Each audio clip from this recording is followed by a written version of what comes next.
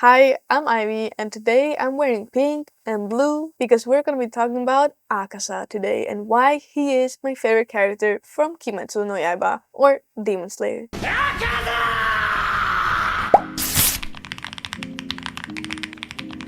Before we start today's video, I just want to say Happy New Year! Woo! We made it to 2026! Let's go! Also want to say Merry Christmas because in the last video I did not wish you guys Merry Christmas, even though it was the weekend after Christmas. I forgot to wish you guys Merry Christmas. But I do feel like talking about AKAZA and why he's my favorite character is on theme of New Year's because he loves the fireworks for very sad reason, but that is okay. I'm not gonna cry. So yeah, there's nothing left more to talk about, so let's just get into the video. The first question you should be asking, when did I become a big fan of AKAZA? A very good question. I fell in love with AKAZA when seeing this shot made of him. I was just like, oh my god, this guy is insane. I don't know, my favorite characters in movies always end up being like the crazy ones, like Harley Quinn, AKAZA, Jinx, these type of characters that kind of are just insane. I don't know why, I just love these characters. They just don't care about anything in the world. But AKAZA became my favorite character in Mugen Train because what made me think, or like what made him stand out for like other demons and other character is that, like, for example, Tanjiro, he's just there to kill demons. Like, everyone's there to kill demons, but Tanjiro, in a way, he's just like, he wants to understand why you're doing these things. So like every time he's like killing like a big demon, he goes like, well, what happened in your life?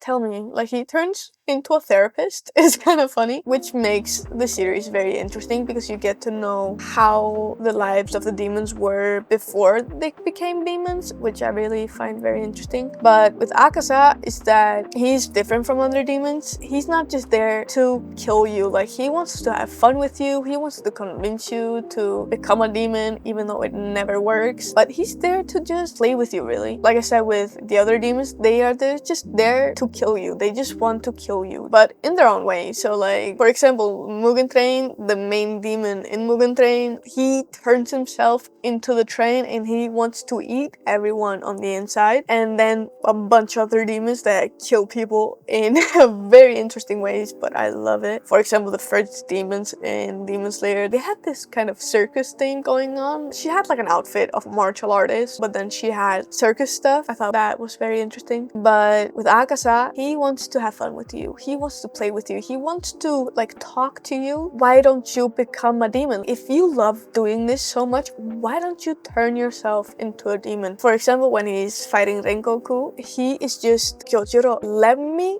change you, or like, let me get Muthan and he could change you into a demon and we could be fighting and doing this forever because you love it so much and you hate me so much. Let's just turn you into a demon and we could do this for eternity, because that's all AKAZA wants to do, is fight people to silence down his inner demons, but that is okay as well. So yeah, that's when I became a fan of AKAZA. But now, question number 2. Why AKAZA? What is so interesting about AKAZA that there, in my opinion, there is no one else better? A very interesting question. The thing is, it's very hard to pick your favorite character from Demon Slayer because there are so many good characters that you know that the people who made this series, they put a lot of effort into those characters, and they know with storytelling that you don't really remember the story, you remember the characters. It's the same thing with Harry Potter, Lord of the Rings, Star Wars, or any of these series, or the Hunger Games, for example. Let's take Hunger Games, for example. The story is very basic. A girl gets sent into the Hunger Games, she survives, and society ends up collapsing, basically. That's basically the Hunger Games, like the first 3 books. But Katniss Everdeen is a very interesting character, in my opinion, is that she's so true to herself the entire time that you really do remember who Katniss Everdeen is. She, in my life, she was one of my favorite characters when I was younger. If you're not a super fan of the Hunger Games, you don't really remember the story, but you do remember Katniss Everdeen and also Joanna, of course. But with AKAZA in Demon Slayer, why do I feel this connection? Like, why do I love him so much? I think first of all is that his style of fighting is karate. I did karate for about, I think, 10 years. I am a first degree black belt in karate. Even though I haven't done karate for some time, after watching Demon Slayer Infinity Castle, I was just like, maybe I should get back into karate or kickboxing. Also, like with mostly any other demon or any other fighter, or like Hashira. All of the Hashiras fight with swords because you can't kill a demon without these special swords. But all of the other demons, they have like these special powers. One that fights with whips, one that fights with balls, and then the guy who can transform himself into anything and make everyone go to sleep with his hand like this.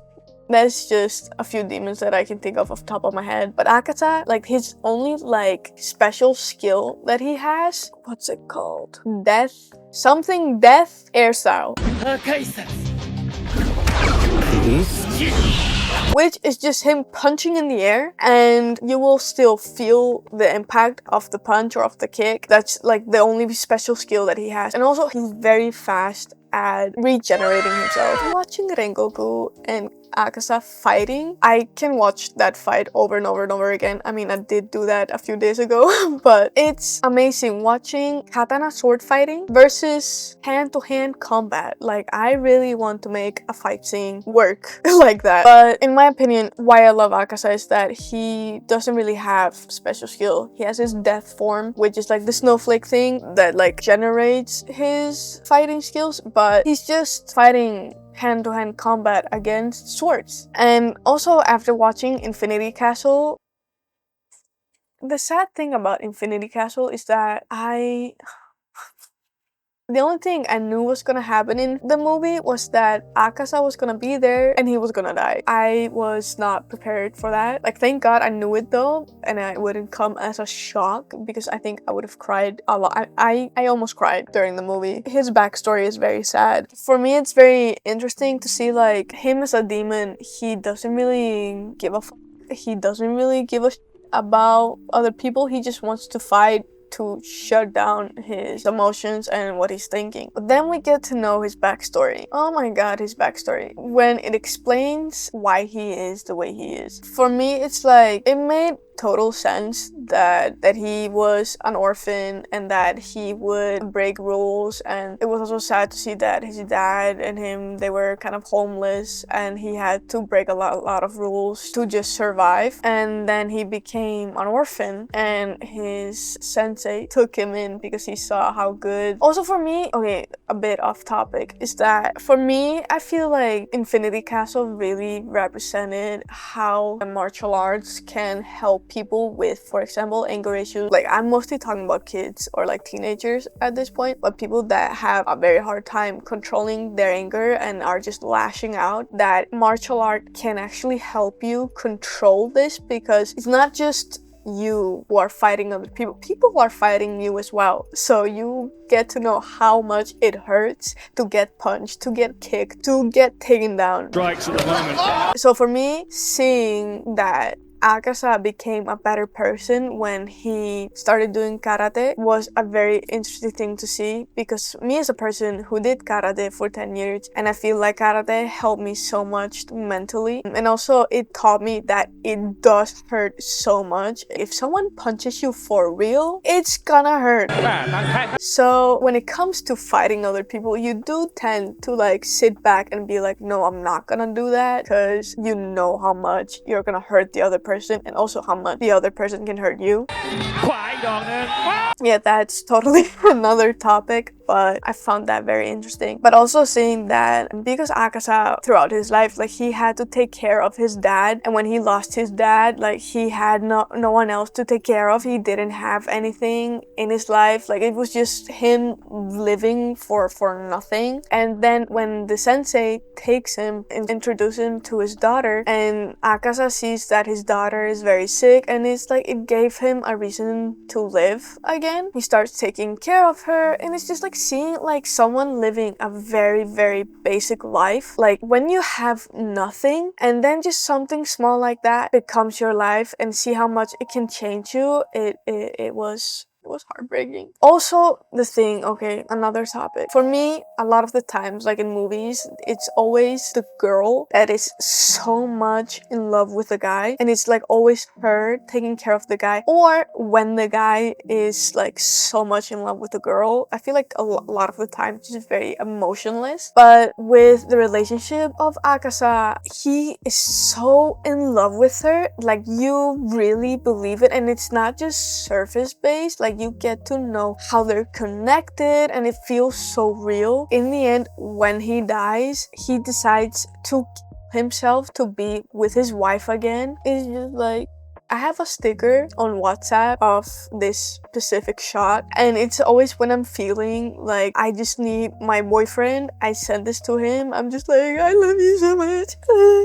Why did he have to die so soon? Also, like that he does so much for this woman. It also tells men and guys that it is okay to have these feelings, and it is okay. Like I feel like AKAZA in this specific scenario, he is such a good role model for men, that it's okay to love someone so much that you would do anything for that person. Because I feel like today people are really embarrassed about their feelings, but I feel like with AKAZA it shows that it's okay to have these feelings. It's okay to be in love. It's okay to be romantic. Also says for me, it's like, because it always says if you are going through depression or going through a hard time, like you always have to fix yourself before you go into a relationship. And I feel like with AKAZA, it also shows that it's okay if you're not 100% perfect, and it is okay if you have very bad past. I'm gonna say to a point here. It's okay if you have a bad past. You will find someone that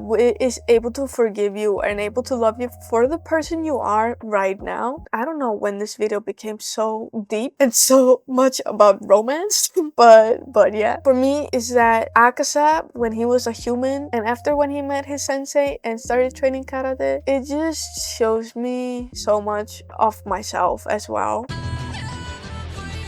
These are some of the reasons why I love AKAZA. And also, can we talk about that scene, like when his wife and his kind of new father dies, and he just goes on full on beast mode and kills the other dojo. It also tells me like this guy had so much power and no one knew about it. Like this guy was a death machine before he turned into a demon. It also says like, be careful of who you mess with, because you don't know if that person can f you up. And I mean mentally and also physically.